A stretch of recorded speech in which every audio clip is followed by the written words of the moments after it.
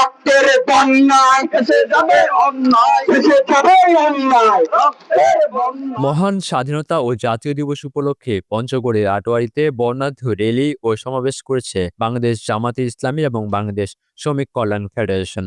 আজ বৃহস্পতিবার সকালে আটোয়ারী থানা রোড থেকে এই বিশাল র্যালিটি শুরু হয়। র্যালিটিতে অংশ নেওয়া বিপুল সংখ্যক নেতাকর্মী ও সাধারণ মানুষ জাতীয় পতাকা এবং বিভিন্ন ব্যানার ফেস্টুন হাতে নিয়ে শহরে প্রধান প্রধান সড়ক প্রদক্ষিণ করেন। এ সময় তাদের কণ্ঠে ছিল দেশপ্রেমে উদ্ভূত নানা স্লোগান। আর কোনো চিন্তা সরকার চাই না, আর কোনো দেশপ্রেম চাই না, আর ওই সরকারকে জামিন হতে দেব না, বেশিরভাগ হতে দেব না, রক্ত দেব কিন্তু বেশিরভাগ হতে দেব না।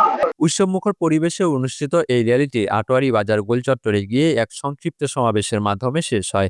সমাবেশে বক্তারা মহান মুক্তিযুদ্ধে বীর শহীদদের সর্বোচ্চ ত্যাগের কথা সশ্রদ্ধ চিত্তে স্মরণ করেন এবং মুক্তিযুদ্ধের প্রকৃত চেতনা বাস্তবায়নে একটি বৈষম্যহীন ও ইনসাফ ভিত্তিক সমাজ গঠনের প্রত্যয় ব্যক্ত করেন।